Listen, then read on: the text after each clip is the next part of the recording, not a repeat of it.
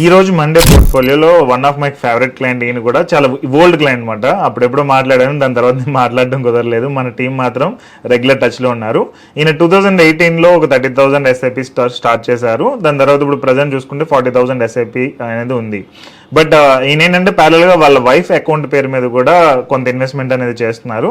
So ఈ total investment ఎంత invest చేశారు క్లయింట్, అది ఎంత అయింది అండ్ అంత డిసిప్లిన్గా చేశారో అంతా కూడా నేను ఈరోజు ఎక్స్ప్లెయిన్ చేస్తాను. ఓకే, ఈరోజు ఇన్వెస్ట్మెంట్ అనేది 26 lakhs అప్రాక్సిమేట్ అండ్ అది కరెంట్ వాల్యూ వచ్చేటప్పటికి 43,57,000 అయింది. సో టోటల్ ప్రాఫిట్ చూసుకుంటే కనుక 17.5 lakhs ప్రాఫిట్ అనేది టోటల్ గెయిన్ లాస్ ఉంది. అండ్ పోర్ట్ఫోలియో రిటర్న్స్ వచ్చేటప్పటికి 17.7% యావరేజ్ రిటర్న్స్ అనేది ఇక్కడ ఉంది. ఇప్పుడు ప్రజెంట్ సెన్సెక్స్ వచ్చేటప్పటికి 81,721 ఉంది అండ్ నిఫ్టీ వచ్చేటప్పటికి 24,853 ఉంది. సో ఈ వాల్యూస్ దగ్గర ఇప్పుడు మనం చూసుకుంటే 17.7% అనేది డీసెంట్ రిటర్న్. బట్ ఇప్పుడు present Sensex all time high వచ్చేటప్పటికి 85,000.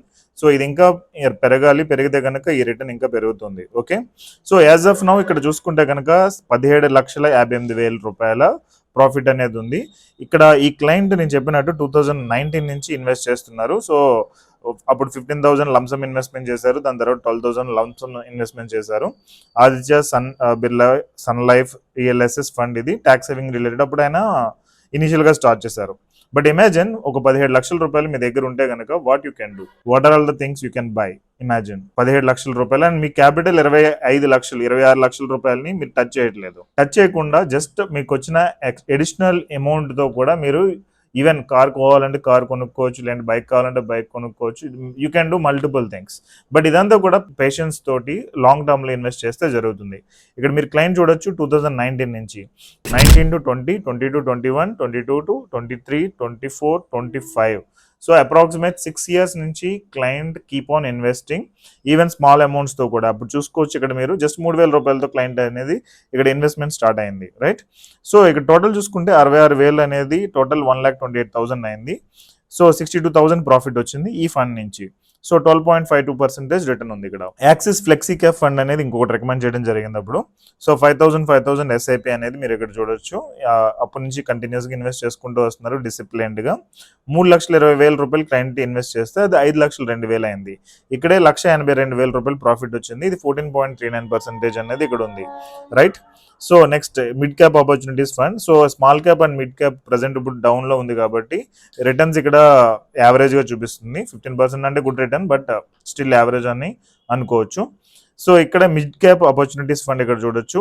సో 5,000 రూపాయలు 2019 నుంచి క్లయింట్ ఇన్వెస్ట్ చేస్తూ వచ్చారు.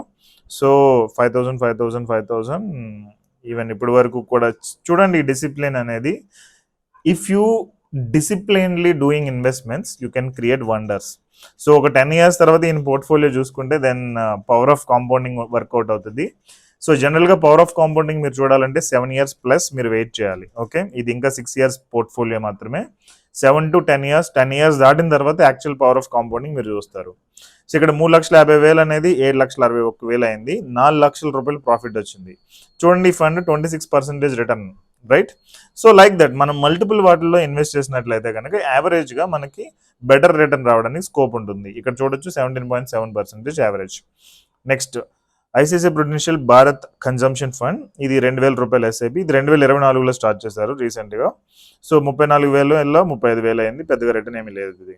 సో అలా మల్టిపుల్ ఫండ్స్లో ఈయన క్లయింట్ ఇన్వెస్ట్ చేసుకుంటూ వెళ్ళారు. సో అదంతా కూడా ఈవెన్ ఇక్కడ చూడొచ్చు కోటాక్ ఇన్ఫ్రాస్ట్రక్చర్ ఫండ్ 2024లో స్టార్ట్ చేశారు. 42,000 రూపాయలు ఇన్వెస్ట్మెంట్ వల్ల 44,000 రూపాయలు ఇన్వెస్ట్మెంట్ అయింది. ఓకే, సో చిన్న అమౌంటే, బట్ ఇక్కడ రిటర్న్ చూసుకుంటే బెటర్గా ఉంది. But still we can't consider that as a short term investment. ELSS tax saver fund 15,000 same ఇదే స్ట్రాటజీ ఇక్కడ కూడా అప్లై చేశారు. ఇక్కడ 17.94% వచ్చింది. 4,78,000 ఇక్కడ ప్రాఫిట్ అంటే 8,78,000 అయింది. ప్రాఫిట్ వచ్చేటప్పటికి 3 lakh అంటే అప్రాక్సిమేట్ 4 lakh రూపీస్ ప్రాఫిట్ అనేది ఈ ఫండ్లో ఉంది. సో అలా డిఫరెంట్ ఫండ్స్లో ఇన్వెస్ట్ చేసుకుంటూ డిసిప్లిన్డ్గా హీ క్రియేటెడ్ వెల్త్. ఇక్కడ మీరు చూడొచ్చు టోటల్ ట్రాన్సాక్షన్స్ అనేది 540 ఉన్నాయి. ఇవన్నీ నేను ఎక్స్ప్లెయిన్ చేయలేను, అది it will take long term కాబట్టి I will go and explain the SIP. Now I'm clicking on live SIP. మీరు ఇక్కడ చూడొచ్చు క్లయింట్ ప్రెసెంట్ ఇన్వెస్ట్మెంట్ అనేది 40,000 రూపాయలు ఉంది. These are the funds, multiple funds ఇక్కడ ఉన్నాయి. అఫ్ కోర్స్ ఇవి ఎక్కువ ఫండ్స్ అనుకోండి ఈ 40,000 రూపాయల ఇన్వెస్ట్మెంట్కి, బట్ క్లయింట్ రిక్వైర్డ్ ఆ కైండ్ ఆఫ్ ఫండ్స్ అనేది రిక్వైర్మెంట్ ఉంది. నెక్స్ట్ ఇక్కడ సబ్ నేచర్ వైజ్ చూసుకుంటే కనుక లార్జ్ అండ్ మిడ్ క్యాప్ లో 5.85%, ఈఎల్ఎస్ఎస్ లో ఎక్కువ పర్సెంటేజ్ ఉంది 23% దాకా, మిడ్ క్యాప్ లో 21%, Contra, large cap, over night, sectoral, small cap లో ఎక్కువ ఇచ్చాం, ఫ్లెక్సీ క్యాప్ లో కూడా ఎక్కువ ఇచ్చాం. సో కొంచెం బిట్ హై రిస్క్ ప్రొఫైల్ అన్నట్టు ఉంది. And ELSS tax saving related main గా ఇక్కడ ఇన్వెస్ట్ చేయడం జరిగింది కాబట్టి ఆన్ అన్ యావరేజ్ 17+% రిటర్న్ అనేది ఇప్పుడు ప్రజెంట్ కనిపిస్తుంది. And most important second concept నేను మీకు ఎక్స్ప్లెయిన్ చేసేది ఏంటంటే successful investing is about managing risk, not avoiding it. చాలా మంది ఏంటంటే మ్యూచువల్ ఫండ్స్ అనేది ఈక్విటీ మీద, స్టాక్ మార్కెట్ మీద డిపెండ్ అయి ఉంటుంది కాబట్టి అప్స్ అండ్ డౌన్స్ ఉంటాయి. సో దీని మూలంగా నేను మనీ లూజ్ అవుతానని చెప్పి ఫిక్స్డ్ డిపాజిట్ లో పెట్టేస్తారు. బట్ ప్రాబ్లం ఏంటంటే ఫిక్స్డ్ డిపాజిట్ లో మనీ అనేది గ్రో అవ్వదు, జస్ట్ మనం ప్రొటెక్ట్ చేయడానికి, సేవ్ చేయడానికి మాత్రమే యూజ్ అవుతుంది. కానీ fixed deposits are not investment options. కొంతమంది ఏంటంటే డైరెక్ట్ వెళ్ళి స్టాక్స్ లో పెడతారు. స్టాక్స్ లో ఏంటంటే మనకి లా ఆఫ్ యావరేజెస్ అనేది వర్కౌట్ అవ్వకపోవడం మూలంగా దాంట్లో లూజ్ అవుతూ ఉంటారు. సో దాన్ని మీరు ప్రాపర్ గా మేనేజ్ చేయాలంటే successful investing is about managing the risk with the law of averages and with proper strategy and with proper guidance. So guidance అనేది కూడా one of the important role play చేస్తూ ఉంటుంది. If you required any guidance from us, ఆ related link అనేది description లో ఉంది, click on it and join in our program. So మేము కూడా దానికి ఎలా ఏంటి అనే దాని మీద మీకు ఎడ్యుకేట్ చేస్తాము. దాని తర్వాత you can take your own decision. So ఎప్పుడైనా కానీ మనం ఇన్వెస్ట్మెంట్ చేసినప్పుడు వెల్త్ క్రియేషన్ కి అది ఫ్యూచర్ లో మనకు బాగా యూజ్ అవుతుంది. బట్ మనం అది బాగా యూజ్ అవుతుందా, యూజ్ కాదా అనే డౌట్ఫుల్ తోటి ఇన్వెస్ట్మెంట్స్ ఆపేస్తే ఏంటంటే మనము వెనకబడిపోతూ ఉంటాం అండ్ ఫైనల్ గా మనం అనుకున్న ఫైనాన్షియల్ గోల్స్ అనేవి మనం మీట్ అవ్వం. So if you want to create wealth, ఆ రిలేటెడ్ నేను ప్రోగ్రామ్ అవుట్ చేస్తున్నాను, ఆ రిలేటెడ్ లింక్ అనేది డిస్క్రిప్షన్లో ఇచ్చాను, క్లిక్ ఆన్ ఇట్.